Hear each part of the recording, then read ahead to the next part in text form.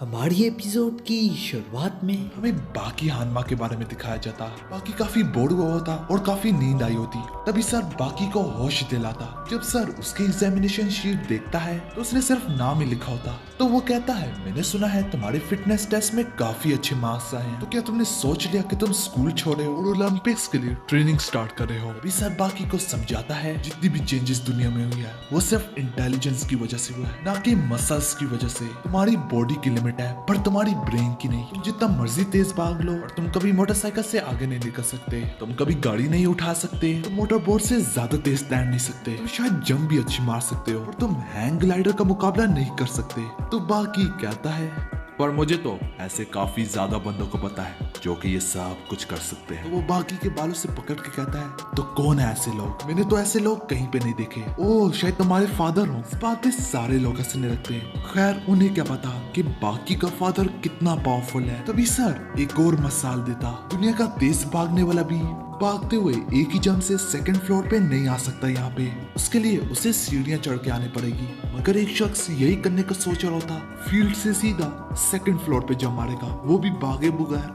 जरूरत ही नहीं है उसे भागने की। सर यही सारी बोला होता कि पांचों क्रिमिनल से एक शीशा तोड़ के अंदर आ जाता। ये देख के सारे लोगों के पैरों तले जमीन खिसक जाती और वो क्रिमिनल बाकी की तरफ बढ़ते हुए कहता है, मुझे लगा तुम्हारी काफी बेइज्जती हो रही है इन टीचरों से, तो मुझे लगा तुम परेशान नहीं होगे अगर मैं घुस भी आया। और जब सर इधर बढ़ता है तो वो सर को उड़ा के पटक देता। मगर बाकी तो रोने लगता क्योंकि बाकी कहता उसे काफी डर लग रहा है। मगर तुरंत से बाकी काफी सीरियस हो जाता, उस पे सबसे पहला हमला करता।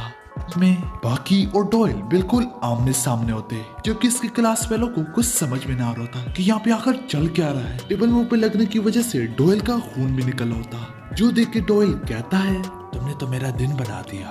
तुम तो सिर्फ बच्चे हो, पर इसके बावजूद भी तुम्हें अपने दुश्मन का पता चलता है कि वो कितना खतरनाक है। तुम्हें पब्लिक और प्राइवेट के दरमियान में मुख्तलिफ कभी पता है। इससे पहले सूरत हाल मजीद बिगड़ती, बाकी वहाँ से खिसक लेता और उसकी भागने की वजह ताकि उसके क्लास में उसकी पकड़ में ना आ जाए और साथ ही साथ उन्हें शक न पड़ जाए कि बाकी एक अंडरग्राउंड फाइटर है। और यूं ही चलते चलते वो तीन गुंडों को पाता और वो गुंडे बाकी को देखते ही काफी डर जाते और सर झुकाते हुए कहते गुड मॉर्निंग। तभी बाकी भी कुछ ना कहता और बस थैंक्स कहते हुए वहाँ से चला जाता। इसी तरह चलता जाता और वो एक जगह से गुजर रहा होता जहाँ पे एक माली होता और वो भी अपने काम से काम रख रहा होता। उससे बाकी कहता है गुड डे सर, पर असल में वो कोई माली ना होता बल्कि पांचों कैदियों में से एक कैदी होता, कांजी इगारी। और इसी तरह की वो और दो वेपन्स निकाल लेता।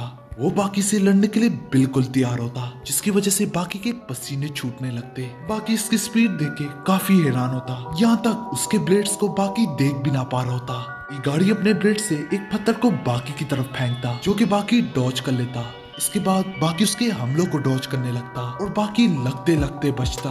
और इगारी बाकी से कहता, काफी तेज आंखें हैं तुम्हारी। हथियार जिसके साथ चेन या रस्सी लगी हो वो काफी तेज घूमती है, जो कि आम इंसान की आंख बिल्कुल नहीं देख सकती। और जिन पे हमला हो रहा होता है उस वक्त जो गलती करते हैं वो उस वक्त वो सोचते हैं कि हम ब्लेड्स को देख के उसे डॉज कर सकते हैं। तो बाकी इसके जवाब में कहता है, उसका सही तरीका उसके यूजर पे नजर रखना जो इन ब्लेड्स को इस्तेमाल कर रहा है। तो इगारी कहता, काफी समझदार हो, पर वो उसके यूजर पे डिपेंड करता है कि वो अपने ब्लेड्स को किस तरह से इस्तेमाल करता है। जिसके बाद वो एक ब्लेड बाकी की तरफ फेंकता और वो बाकी से कहता, चलो दोबारा से कोशिश करते हैं। अभी उसके ब्लेड पहले से भी काफी तेज होते और ये देख के बाकी बहुत ज्यादा हैरान होता और वो दिल में कहता, ले उसके ब्लेड तो पहले से भी तेज है। और बाकी की तरफ बढ़ते बढ़ते वो ब्लेड की दिशा बदल लेता और पहले से काफी मुख्तलिफ तरीके से ब्लेड का इस्तेमाल करता, यहाँ तक बाकी का हथियार भी तोड़ देता। बाकी और हैरान होता और बड़ी मुश्किलों से उसके वार को डॉज करता रहता,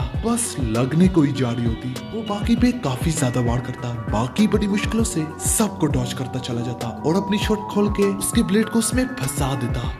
ये देख के वो काफी हैरान होता, अब उसके पास भी कोई हथियार नहीं है। मगर थोड़ी देर में येनागी के पीछे गोकी शिबुकावा आता, जो कि अपना छोटा सा एक बदला लेने आया होता, जो कि येनागी ने हॉटपॉट को शिबुकावा की तरफ फेंका था एपिसोड 2 में, जिसकी वजह से शिबुकावा भी हॉटपॉट येनागी की तरफ फेंकता और बड़ा सा वो हॉट पॉट हॉट ना होता, उसमें बस नॉर्मल पानी होता, जो कि इनागी डर के मारे वैसे चीखे मार रहा होता। जिसके बाद कोकी शिबुकावा हंसने लगता। ये देख के इनागी को काफी बुरा लगता और उसे काफी गुस्सा आता। तो इनागी जैसे ही वार करता है तो शिबुकावा से बड़ी आसानी से ओवर पावर कर देता। ये देख के बाकी का मुंह खुला का खुला रह जाता। इसके बाद कोकी शिबुकावा इनागी से कहता है तुमने गलत बंदे से पंगा लिया है।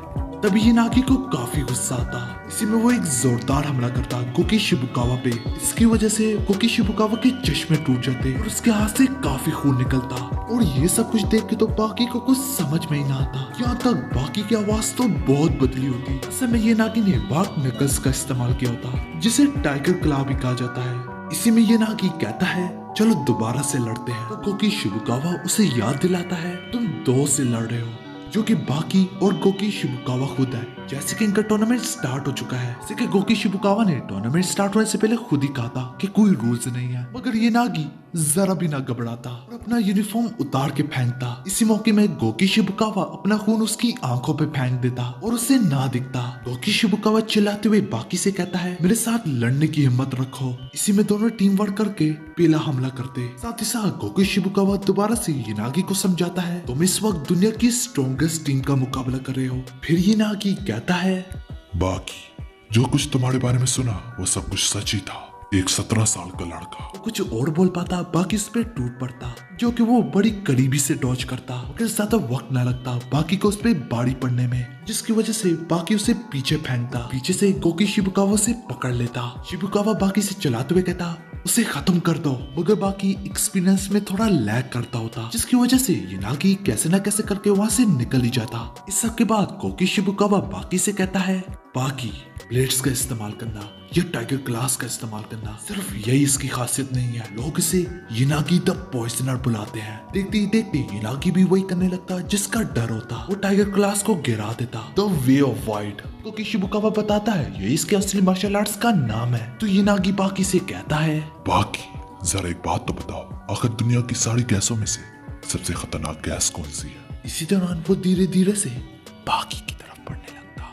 इस बात पे शिबुकावा कहने लगता बाकी चुकंदा रहो। बाकी उसकी बातों में खो जाता, क्योंकि शिबुकावा से समझाता रहता ध्यान दो। कुछ ही देर में वो बाकी के इतना करीब पहुंच जाता कि बाकी उसका सर भी तोड़ सकता था, जबकि कोकी शिबुकावा चिल्लाता रहता हमला करो उस पे। मगर तब तक बहुत देर हो चुकी होती। इसी में सीन शिफ्ट होता। इस सीन में हमें सेंट्रल पुलिस हॉस्पिटल में एक अनजान शख्स के बारे में दिखाया जाता और वो एक प्रोफेशनल सुमो रेसलर होता। इस पर भी ये नागी ने द वे ऑफ वाइड अपने ट्रू मार्शल आर्ट्स का इस्तेमाल किया होता। इसकी वजह से उसकी नर्व डैमेज हो गई थी और नर्व डैमेज की वजह उसकी सांस में कमी हो गई थी और सांस की कमी की वजह ये नागी खुद ही होता। और इसी वजह से ये नागी को ये नागी द पॉइजनर बुलाया जाता है। और ये नागी का सोचते ही वो प्रोफेशनल सुमो रेसलर पागल हो जाता, साथ ही साथ काफी खौफजदा होता। जबकि दूसरी ओर यही चीज अब बाकी के साथ हो गई है। ये नागी अपने सवाल का जवाब खुद ही देता, जिसका जवाब होता ऑक्सीजन, सबसे खतरनाक गैस। यूं ही ये नागी ये भी बताता 12 घंटों में से होश आ जाएगी और जिस एटमॉस्फेयर में हम सांस लेते हैं इसमें ऑक्सीजन 21% होती है। जैसे ही 6% से नीचे जाता है